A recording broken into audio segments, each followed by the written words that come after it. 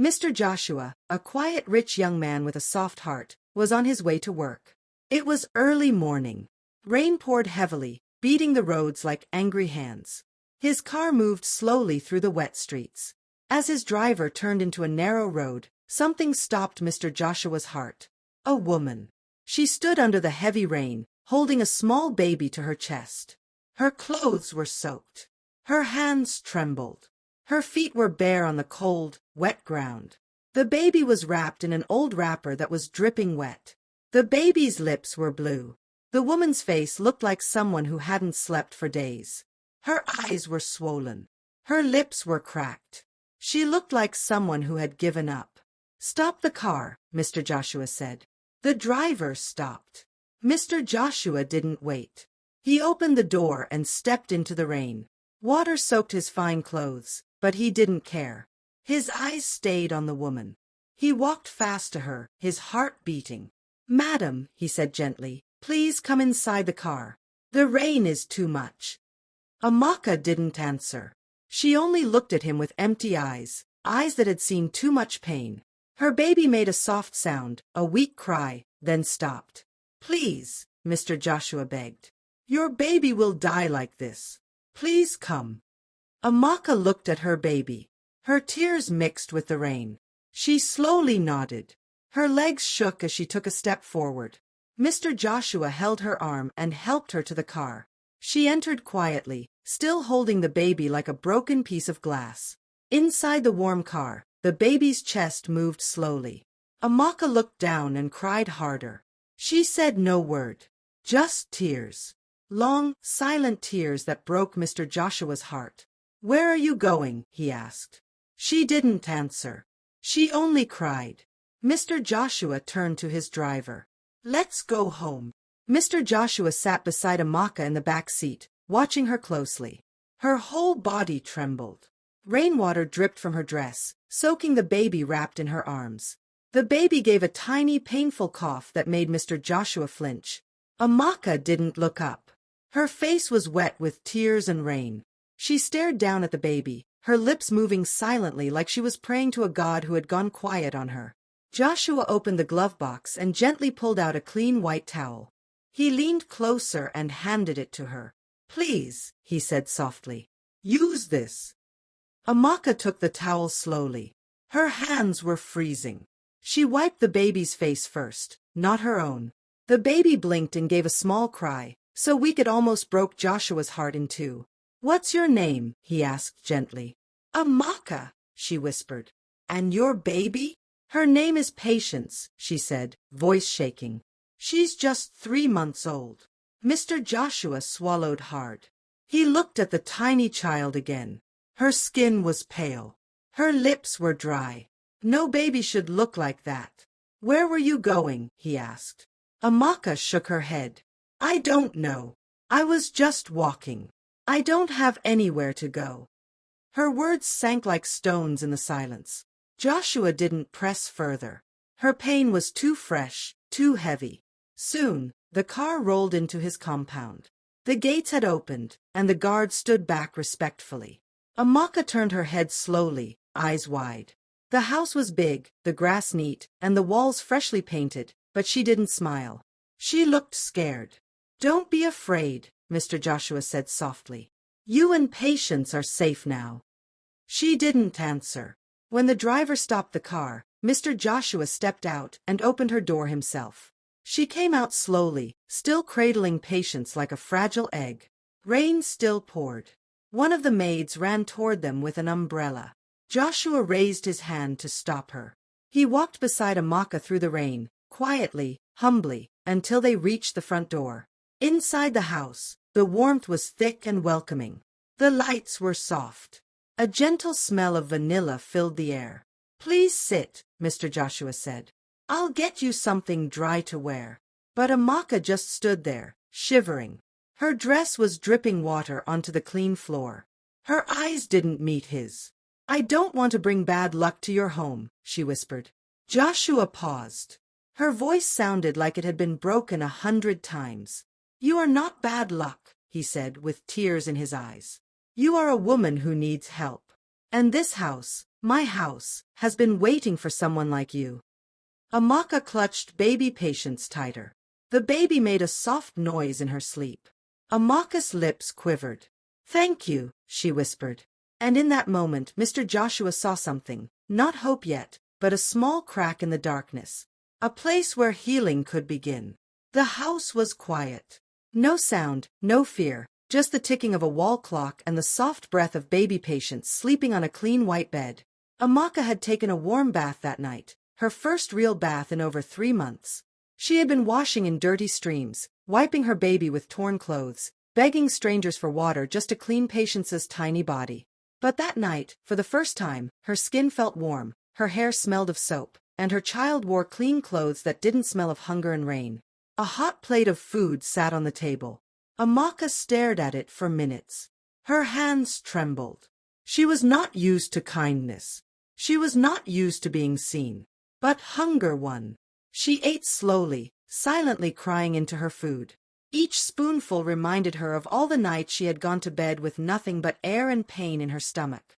Mr. Joshua had watched from afar. He said only a few words. "Rest. You and your baby are safe here." And Amaka slept. She slept like a woman who had been fighting for too long. She held Patience tight to her chest and closed her eyes. For the first time in almost a year, there was no fear of men, no hunger, no cold wind biting her skin. There was just sleep. Deep, silent sleep. Morning came with a calm sun. Light danced gently across the curtains. The house smelled of tea and fresh bread. A maid knocked softly on the door. "Madam, Mr. Joshua said you come to the parlor when you're ready." Amaka nodded, her heart beating fast. She carried Patience, who was still sleeping, and walked into the living room. Mr. Joshua was already seated. He looked calm, but something in his eyes was heavy. A pain he had not known before yesterday. "Come and sit," he said gently. She sat at the edge of the chair. Her hands shook slightly as she tried to calm baby Patience in her arms. Joshua looked at her carefully. "Amaka," he said softly, "I want to know you. Please. Tell me what brought you under the rain yesterday. Tell me what happened to you." Amaka's lips trembled. Her eyes filled with tears. Then she started. "Last year, in April, I was walking home from my tailoring training around 7 p.m. I always close before dark, but that day, rain fell and delayed me. I was walking past a lonely road when it happened." She paused. A single tear rolled down her cheek.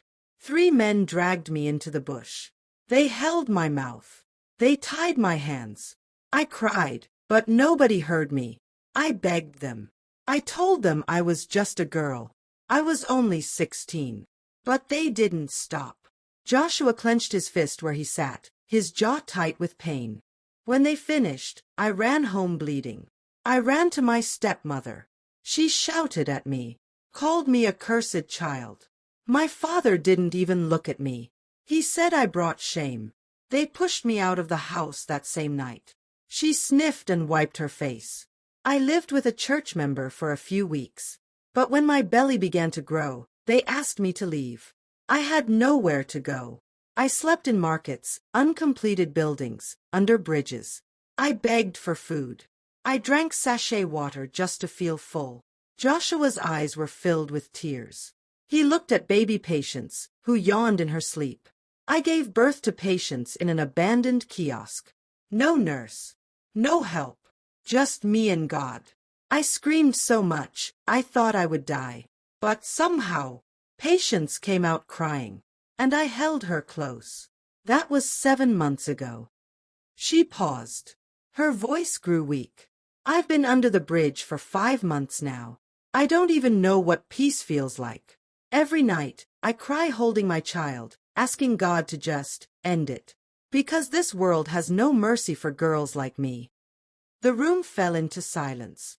Only Patience's soft breath could be heard. Then, slowly, Mr. Joshua stood. He walked to her, knelt down, and placed a trembling hand on her arm. "Amaka," he whispered, his voice breaking. "I don't know how to erase your pain, but I swear to you, you will never suffer like that again." Amaka wept. Her cries were quiet, broken, full of years of pain no girl should ever carry. And that morning, in the house of a stranger who stopped his car in the rain, Amaka finally found something she had lost. Not just safety, but a reason to keep living. Amaka hands gently holding baby Patience, who was already dozing off in her arms. The air was quiet, but heavy. Her eyes still held the traces of tears from the story she had just finished telling. How she had no family, how she was raped, how she had been living under the bridge for months with her baby. Mr. Joshua stood quietly by the large window. His hands were deep in his pockets. He had heard everything. And even though he had seen pain before, Amaka's story broke something deep inside him. He turned slowly, walked over, and sat beside her, not too close to make her uncomfortable, but close enough for her to feel his warmth. His voice was calm, low, and full of deep emotion. "Amaka," he began, "thank you for trusting me with your story. You don't know how strong you are." She looked at him with tired eyes. Her lips moved slightly, but no words came. "I want to tell you something too," Mr. Joshua continued. "Something I hardly ever share. I don't have a wife. I've never been married. I don't even have a child. This house may look big and beautiful, but it's quiet, too quiet.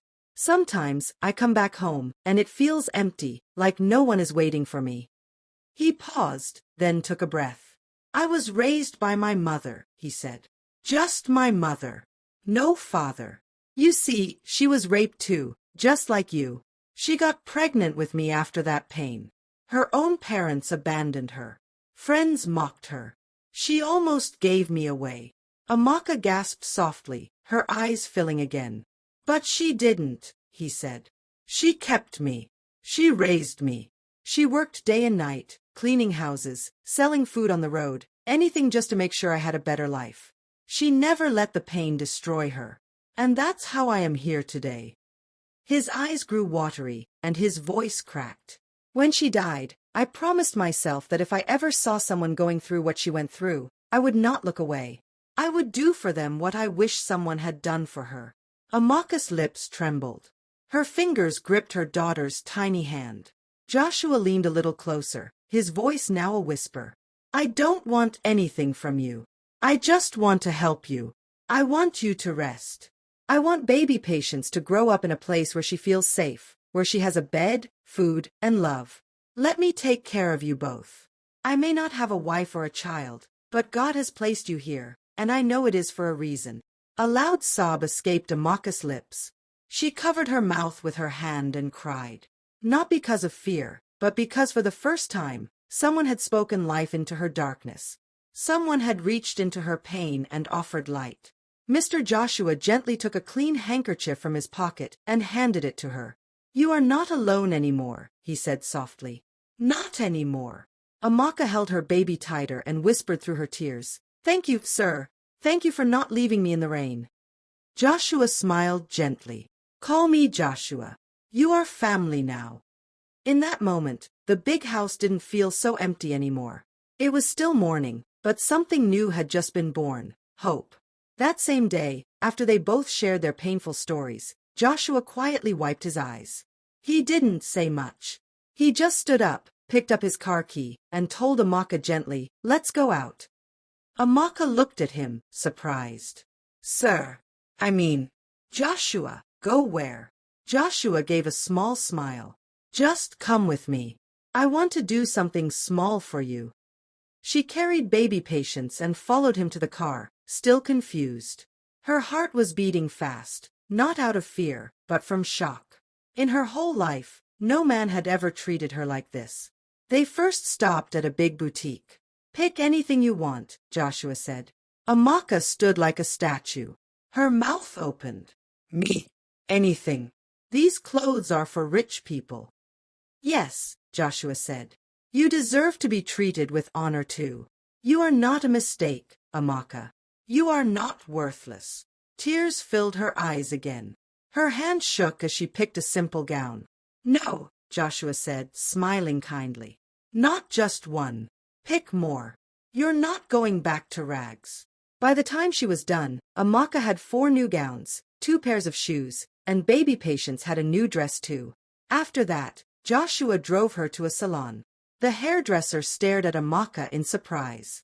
What should I do for her, sir? Wash her hair. Treat it.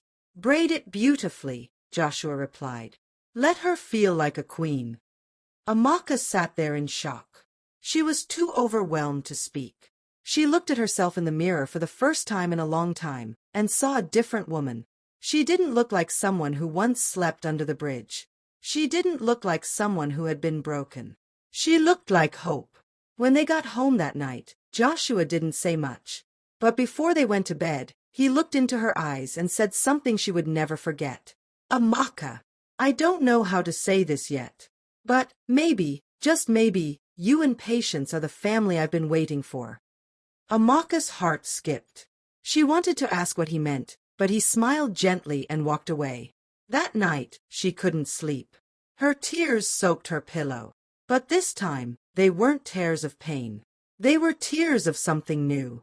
Something she hadn't felt in a long, long time. Hope. Watch out for part 2 of this story.